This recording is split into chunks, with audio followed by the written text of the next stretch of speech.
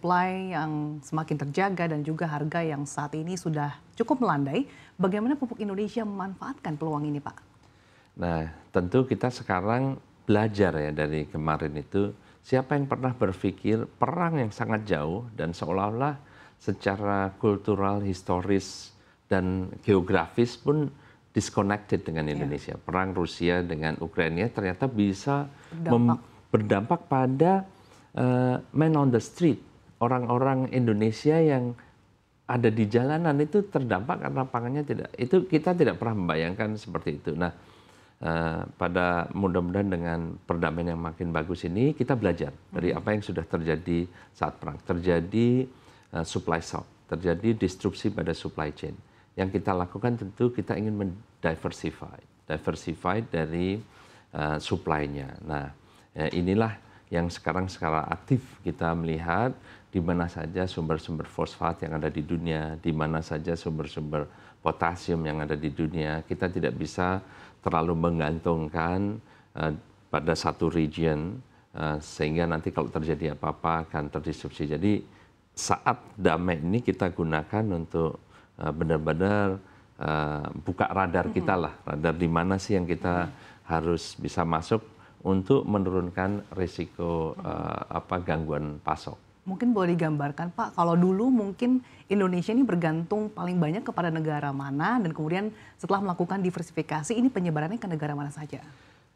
Kalau untuk fosfat, kita bergantung pada dua negara, yaitu Egypt dan Jordan. Sebelum bahkan hingga saat ini. Kedua, untuk potasium atau kalium, kita bergantung pada Belarusia dan Rusia. Nah, sekarang kita sudah mulai menginisiasi diversifikasi itu. Kita sudah mulai misalnya potasium, kita lihat yang terdekat. Oh, ternyata di Laos ada. Kita mulai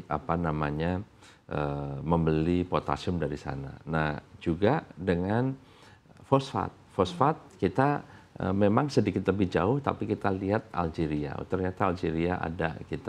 Dan kita melihat terus peluang-peluang di mana yang itu ada, kita pelajari, karena itu bagian dari risk mitigation kita, belajar dari apa yang sudah terjadi selama COVID dan juga selama perang. Dan like it or not, ternyata global supply chain itu tidak sekuat yang kita bayangkan ya. Ternyata dengan gangguan seperti itu dampaknya bisa sangat masif.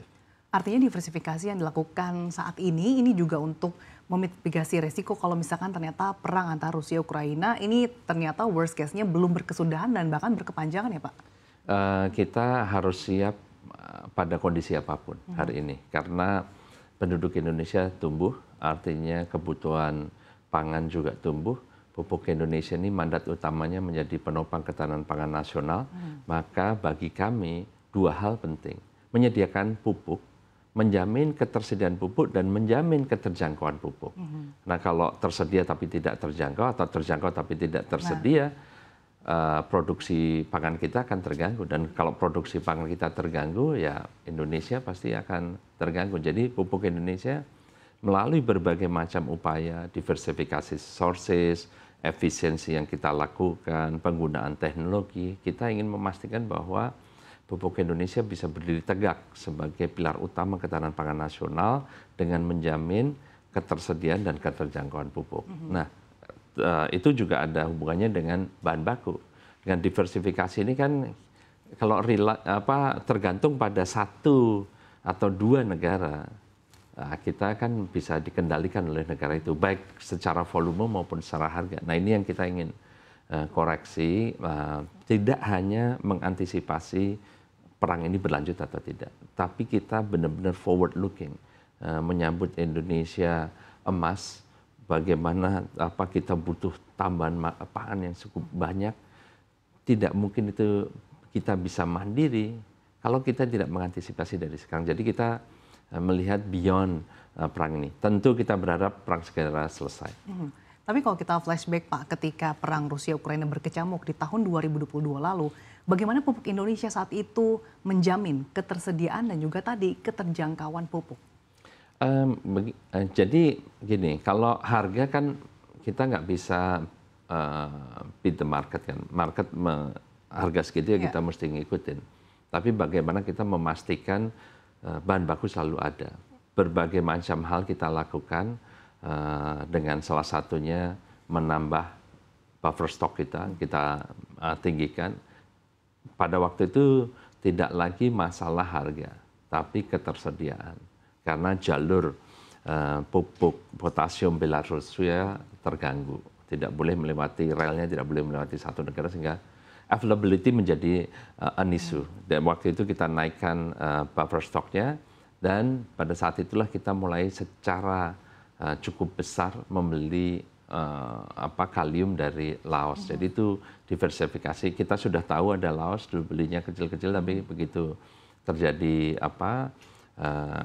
gangguan supply, gangguan pasok dari arah sebelah Baltik sana, maka kita mulai membesarkan supply dari Laos. Jadi diversifikasi sudah terjadi. Kita berusaha menyesuaikan. Waktu itu memang cukup sulit ya. Tapi alhamdulillah sudah terlewati dengan baik.